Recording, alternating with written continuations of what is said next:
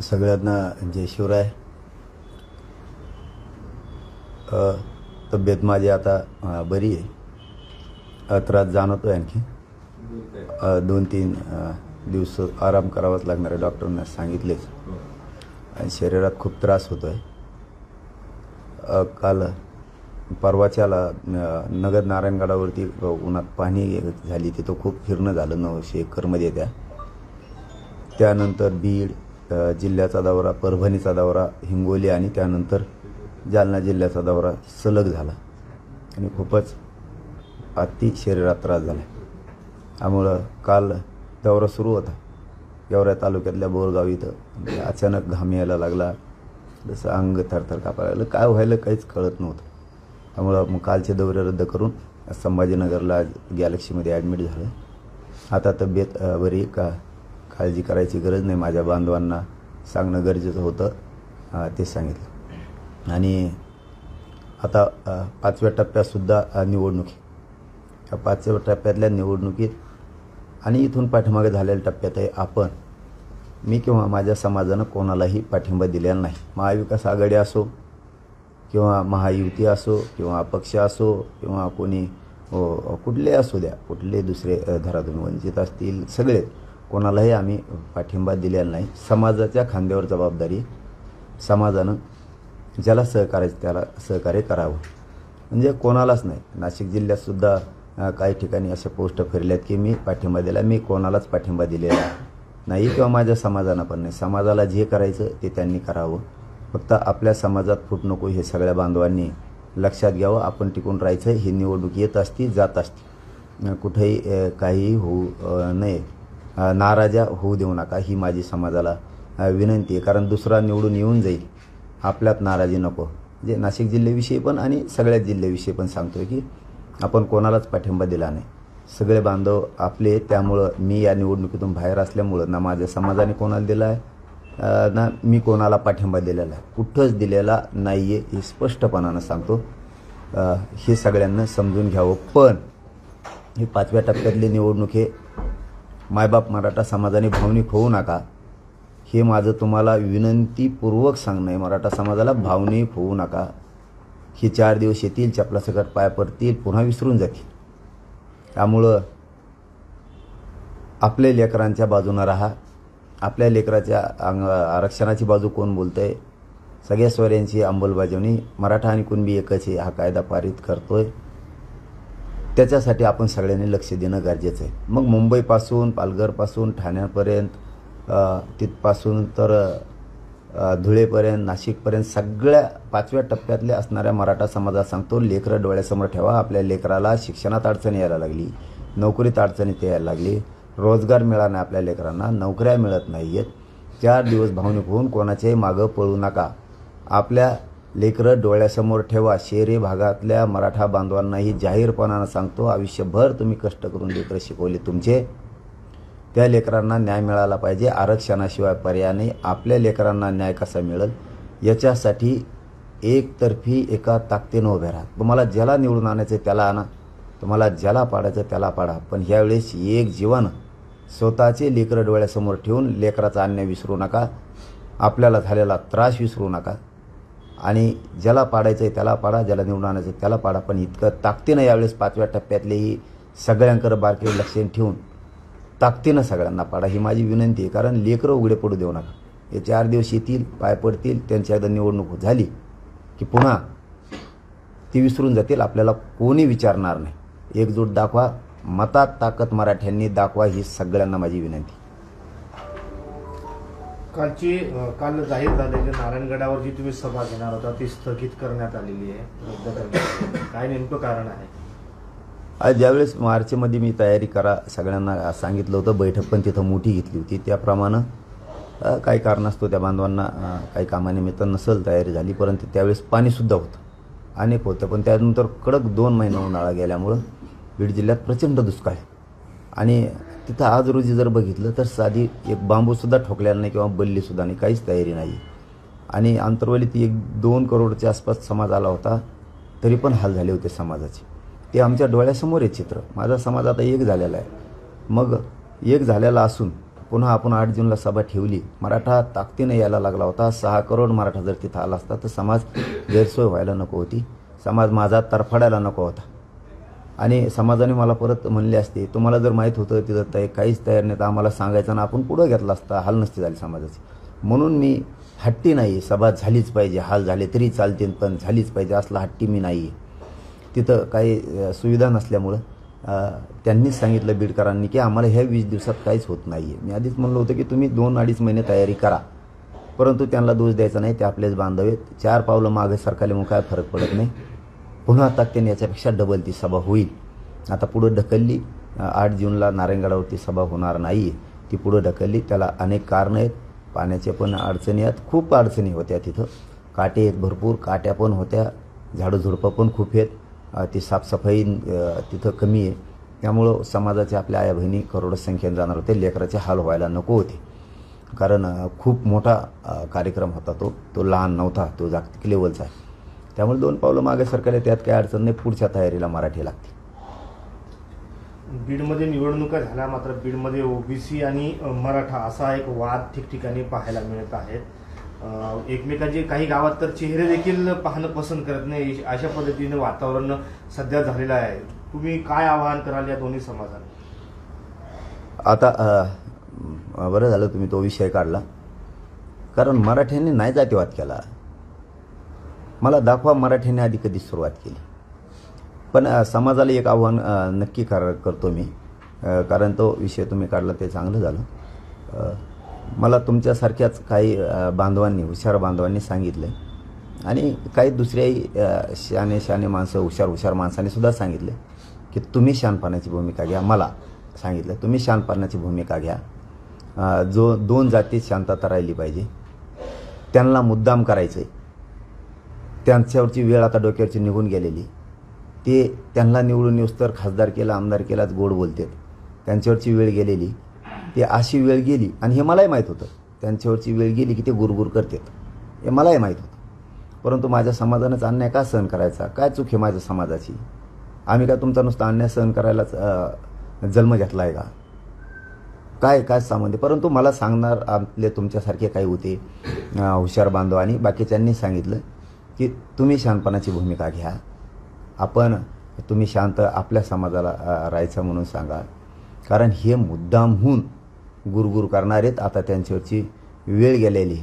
आपल्या पोरात मराठ्यांच्या पोरात प्रचंड रोष आणि खतखती, की त्यांना हे अन्याय सहन होत नाही. बीडच नाही तर मराठवाड्यात राज्यातल्याही लोकांना तो अन्याय सहन होईना. त्यामुळं तुम्हीच थोडं दोन्ही जातीत शांतता राहील याच्यासाठी तुम्हीच शहाणे व्हा. तुम्हीच समाजाला सांगा की बाबा हो शांत राहा. मी समाजाला सांगतो की काही शहाणे बांधवांचं ऐकलं पाहिजे, कारण त्यांच्यावरची आता वेळ गेलेली, त्यामुळे ते गुरगुर करणार आहेत. मराठा समाजावरती कोण अन्याय करतोय, कसा करतोय, कशाच्या माध्यमातून करतोय, प्रत्यक्ष जाणून बुजून मराठ्यांना खवळून घेतात का, मराठ्यांना छळ करतात का, मराठ्यांना जाणून बुजून त्रास देतात का, हे मुद्दाम होऊन मी मराठा समाजाला सांगतोय. महाराष्ट्रातल्याही सांगतोय आणि बीडचा विषय काढला म्हणून तिथल्याही सांगतोय की काय होतंय, काय सोशल मीडियावरती होतंय, बारकाईनं लक्ष ठेवा. शहाण्या माणसांचं, काही तज्ज्ञांचं, काही हुशार बांधवांचं म्हणणं आहे की ते मुद्दाम करणार आहेत तुमचं लक्ष आरक्षणापासून हटण्यासाठी, कारण त्यांचं भागलं. आता ते निवडून येतील किंवा पडतील, पण त्यांचं भागलेलं आहे आता, त्यामुळे ते करतील. तर माझीच मराठा समाजाला विनंती, आजपासून 1 महिनाभर बारकाईनं लक्ष ठेवा. कोण काय करतंय, कोण काय नाही करत, कोण जाणून बुजून करतंय, त्याचे सगळं बारकाईनं लक्ष ठेवून ते लिहून ठेवलं तरी चालतं. कोण आहेत, कोण कोणाला कशी फूस देत आहे, काय करतंय, सोशल मीडियावर काय, नेता काय बोलतोय, आता त्याचं भागून गेल्यामुळं नेते काय बोलते, त्यांचे कोण असतील ते बारकाईनं लक्ष ठेवा. आजपासून 1 महिनाभर लक्ष ठेवा. किती चुका होत्यात बघू. आपण मात्र आता शांत राहा. पण तुमच्यावर वेळ आली तर स्वसंरक्षण करा. स्वतःच शांत राहा. त्यांना काय अन्याय करायचा नाही, 1 महिनाभर बघू. मी समोरच्यालाही सांगितलं की ठीक आहे तुमचं म्हणणं आहे, आम्ही तर बोललोच नाहीत, ते आधी तिकडून बोलले तेव्हा आम्ही इकडून बोललो, परंतु जरा किती दिवस गुरगुर करतात हे बघू. जरा महिनाभर लक्ष ठेवा काय करतात काय नाही. पण याचा अर्थ असा बी नाही तुमच्यावरती जर जास्त बेतायला लागले तुमचं स्वसंरक्षण तुम्ही करा. कारण सांगणाऱ्याने मला चांगलं सांगितलं की पाटील हे तुम्हीच आव्हान करा आणि तुम्हीच शहाणपणाची भूमिका आम्ही म्हणतो म्हणून घ्या. आपल्या पोरात प्रचंड खदखदे आणि रोष निर्माण झाला आहे. त्यामुळं यांच्यावरची आता वेळ गेली. यांना मराठ्यांच्या नेत्याची गरज होती आणि बऱ्याचशा नेत्यांचंही म्हणणं आहे त्यांच्या व्यासपीठावर बसलेल्या मराठ्यांच्या की आम्हाला वाटत नव्हतं की हे असं घडून आणतील. मग तो पक्षाचा कोणचा मराठा असू द्या, कार्यकर्ता कोणचाही असू द्या, आम्हाला वाटत नव्हतं हे असं करतील. पण आता हे त्यांचं वारं निघून गेलं. अगोदर म्हणले पाय पडले, पदर पसरते म्हणलेत, कुठं आयुष्यभर विसरणार नाही म्हणलेत, एवढ्याच वेळेस निवडून द्या म्हणलेत. आता आम्हाला पश्चाताप असा व्हायला लागला आहे की त्यांच्याच व्यासपीठावर चढणाऱ्या मराठ्यांचं म्हणणं, कारण माझ्या पोटात नाही राहत काही, मी जे खरं आहे ते सांगत असतो, की ही चूक झाली का काय असं लय वाटायला लागले. आम्हाला काय माहीत होतं की ही वेळ झाल्यावर असं करते. त्यामुळं सांगणाऱ्यांचं म्हणणं आहे की आपल्या पोरात खूपच रोष, खूप खतखते आणि ते गुरगुर मुद्दाम करायले. पण आता त्यांनाही सांगणं ठीक आहे, तुमच्यावरची वेळ गेली, तुम्ही येता निवडून येता पडताल, काय व्हायचं ती होईल दोन्हीपैकी एक काहीतरी. मी तर काय समाजाच्या खांद्यावर दिली होती, हरकत नाही. परंतु पुढं आणखी निवडणुका आहेतच. किमान माझं एकट्याचं मत सांगतो, मी पाठीमागेही सांगितलं की धनंजय मुंडेबद्दलची तरी आमची भूमिका अशी होती, माझी म्हणतो मी, समाजाची कशी होती मला नाही, की तो माणूस प्रामाणिक आहे, तो उपकार विसरत नाही. कारण ज्यावेळेस संकट होतं, ज्यावेळेस अडचणीत होते, त्यावेळेस मराठ्यांनी सांभाळलं. ते कधीच उपकार विसरत नाहीत, कधीच. आणि ते सातपंथी, ते जातीवाद बी करत नाहीत. आणि मी लोकांना खूप सांगायचो त्यांच्या लोकांनी सुद्धा त्यांचा आदर्श घेतला पाहिजे. कारण गोपीनाथ मुंडे साहेबांसुद्धा जातीवाद इतका केलेला नव्हता. तसं धनंजय मुंडे कधी जातीवाद नाही करत, त्यांचा विचार यांनी घेतला पाहिजे. परंतु हे 2-4 दिवसात असं वाटायला लागलं की ते पण पुढं आहेत. सगळ्यात पोस्टच काय टाकायला होते, मलाच काय मारीन म्हणते त्यांचे कार्यकर्ते. अरे जा, कसले स्वप्न बघता. पण जाऊ द्या, ठीक आहे. मराठा समाजाला माझं आव्हान मी बघतो, मी बघतो, काही अडचण नाही. माझं संरक्षण करायला माझा 6 करोड मराठा खंबीर आहे, ते जाऊ द्या, ते होत राहील. परंतु समाजाला सांगतो की शहाण्या माणसांचं काहीचं म्हणणं आहे, तज्ज्ञांचं म्हणणं आहे, खूप हुशार लोकांचं म्हणणं आहे, जातीय शांतता राहावी, त्यांना ठेवायची नाही. जातीय शांतता तुम्हीच आव्हान करा. कारण आपल्या पोरासुद्धा प्रचंड खतखते, प्रचंड रोष. त्यामुळं तुम्हीच सांगा. म्हणून मीच मराठा समाजाला सांगतो, शांत राहा. किती चुका करतात बघू, शांततेनं घ्या. एकदम कोण किती कोणत्या भावनेनं बोलतो याच्यावर लक्ष ठेवा. कारण आपण त्यांना 5 पिढ्यात विरोधक मानलेला नाही आहे, परंतु आता त्यांची इच्छा आहेच. तर बारकाईनं लक्ष ठेवा. फक्त आजपासून महिनाभर शांततेने सगळं बघा.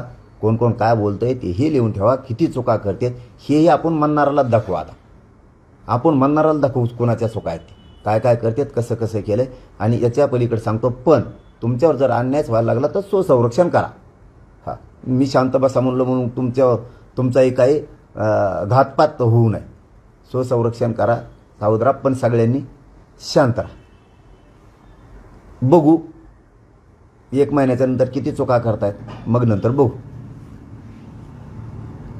पाटील, तुमचे काही जुने फोटो उपोषणाच्या वेळेला भेट देण्यासाठी नेते येत होते, मात्र ते फोटो आता निवडणुकांमध्ये पोस्टर म्हणून किंवा सोशल मीडियाची पोस्ट म्हणून वापर करतायत. म्हणजे त्यांना असं म्हणायचं की मला पाटलांचा आशीर्वाद आहे आणि मी निवडणूक लढतोय, असं 2 जणांनी केलंय. नावाने सांगता येणार, मात्र ही अशी परिस्थिती उद्भवतीये, तुमच्या नावाचा, तुमच्या ब्रँडचा फायदा घेतला जातोय, असं वाटतंय का? हो ना राव, ते बी खरं आहे की मी बघतोय ते इकडे येते आणि फोटो कडे दे. मला काय माहीत असतं राव, मी माझी काय चूक आहे पाठवून हात फिरविणं. काय समाजाचं काम करतोय म्हणल्यावर ते माझ्या डोक्याला वेगळाच खुराक झालाय. ते बरं, मराठा समाजाने समजून घेणं गरजेचं आहे. मी गोरगरीब मराठ्यांची लढाई लढतो. कशाला गोरगरिबाचं भाव वाटोळं करतात तुमच्या स्वार्थासाठी, तुम्हाला निवडून येण्यासाठी कशाला करता? समाज आरक्षण मागतोय त्या बाजूनं कशाला उगाच तुमच्या 1 दिवसाच्या स्वार्थासाठी एवढ्या मोठ्या जातीचं वाटोळं करता? तुम्हाला आनंद नाही का रे? आपली जात लय दिसानी एक आली, लय शतकानंतर आपल्या जातीला आरक्षण मिळालं, लय शतकानंतर मराठ्यांचं मतात सुद्धा रूपांतर झालं एकीचं. हे आनंद नाही का रे? कोणतरी एकासाठी एवढं तर पडताय, थांबा ना जरा. एवढी काय गडबड आहे? थांबा ना थोडं, पुढं लढू ना. पुढं लोकसभेत आपला विषय आरक्षणाचा, लोकसभेत नाहीच, राज्यात हे नाशिकला पण ती एक घटना झाली. बाकीकडचं मला माहित नाही, पण ते क्लिअर करतो. ते लगेच सांगतो ना. गायकर साहेब पण माझ्याकडे आले होते, फक्त उभा राहिलो म्हणलेत. मी प्रामाणिकपणा सांगणार आहे आणि ते म्हणले तुम्हाला अडचणीत मी आणणार नाही किंवा तुम्ही मला पाठिंबा द्यावा किंवा, आणि म्हणलं मी देऊ बी शकत नाही, कारण समाजाच्या खांद्यावर जबाबदारी मी देऊ शकत नाही. मग गायकर साहेब असतील किंवा बनकर साहेब असतील, यांनी दोघांनी समजून घेणं खूप गरजेचं आहे की आपला समाज खूप एकत्र लय दिवसाचा आला आहे. समाजाच्या खांद्यावरची जबाबदारी, माझा पाठिंबा कोणालाच नाही आहे, कोणालाच, आणि माझ्या समाजाचा पण नाही. हां, तुम्ही समाजाच्या खांद्यावर जबाबदारी, तुम्ही समाजाला बोला समाजाच्या खांद्यावरती, पण उगाच विनाकारण खोटे मेसेज टाकून किंवा काय करून का संपवता एका माणसासाठी आपल्या जातीला? खोटा पाठिंबा किंवा खोटं फोटो घेऊन मिरवा, कमून खोटं करून आपली जातीकडे बघा, माझ्याकडे बी बघू नका. माझ्या फोटोत काय नाही, मी कधी येऊ नाही किंवा मी काय कोणी हे नाही, माझ्या फोटोसाठी नाही म्हणत मी, पण आपल्या एवढं मोठं जात डोळ्यासमोर ठेवा. काही दिवसांनी जात एकत्र आली, जात डोळ्यासमोर ठेवा आपली. कशाला लॉस करता जातीचा? ती कोणतरी एक दिन निवडून येईल, नाही तर पडन. आपला समाज ठरवेल, आणि समाजालाच माझी विनंती, हे करणारे महाराष्ट्रभरात हे करतील, पण सामान्य गोरगरीब करोडो मराठ्यांना माझं आव्हान आहे, 5व्या टप्प्यातले निवडणूक करताना डोळ्यासमोर लेकरं ठेवा. त्यांना रोजगार नाही आहे, त्यांना नोकरी नाही, त्यांना आरक्षण नाही, त्यांना शिक्षण नाही आहे. त्यांचे काय हाल चालले आहेत. मुंबईसारख्या सिटीत, पुण्यासारख्या सिटीत लेकर नोकरी करतात आपले लोक, छोट्या छोट्या नोकऱ्या, लेकरं शिकवतात नोकऱ्या लागावात म्हणून. त्यांचे हाल अपेष्टा कायम राहणार आहे. डोळ्यासमोर हे ठेवा की आपल्या लेकरांना आरक्षण मिळालं पाहिजे, आपल्या लेकरांना रोजगार मिळाला पाहिजे, आपले लेकरं मोठे झाले पाहिजेत. मी आरक्षणासाठी तुमच्या लेकरांसाठी लढतोय. समाजानं हे विसरू नका, आपलं आंदोलन विसरू नका, आपल्यावर झालेला छेड विसरू नका, आपल्यावर झालेला अन्याय विसरू नका. एक गठ्ठा सगळे एका ताकदीनं चला, ज्याला पाडायचं त्याला एक निर्णयाने पाडा. इतकं पाडा, पण इकडं कशी फजिती झाली 4 टप्प्यात, तशी 5व्या टप्प्यात सुद्धा झाली पाहिजे. एक वाटा, कोणचा नेता कोणी म्हणून तुमचा आहे, कोणी म्हणून ह्यो तुमचा आहे, कोणी म्हणून तो पाहुणा आहे, ती म्हणून मावशीचं पोरग आहे, ते आत्याचं पोरग आहे. इथं नात्यागोत्याचा काही संबंध नाही, इथं करोडो मराठ्यांच्या लेकराचा विषय. त्यामुळं सगळ्यांनी आपल्या बाजूनं कोण उभा राहील, तुम्हाला ज्याला पाडायचं त्याला पाडा, पण इतकं ताकदीनं पाडा. ह्यावेळेस इथून पुढचा ह्या 2-3 दिवसाचा कल तरी मराठ्यांनी उलटा पालटा फिरवा सगळा. ज्याला पाडा त्याला पाडा, पण ताकदीनं पाडा. लेकरं डोळ्यासमोर ठेवा. नसता असं म्हणायला नको की मराठा लेकरांसाठी सुद्धा एक आहे. आपण एक झालेलं मताची ताकद दाखवा, ही माझी तुम्हाला हात जोडून विनंती सगळ्यांना. वारं फिरू द्या, ताकदीनं पाडा. पाटील, तुमचं उपोषण जेव्हापासून सुरू झालं त्यानंतर राजकारणामध्ये वेगळीच दिशा पाहायला मिळाली. आता निवडणुका आल्यात, तुम्हाला वाटतं की फरक पडलाय? आहे ना भाऊ, डर आहे ना मराठ्याचा, 100% डर आहे.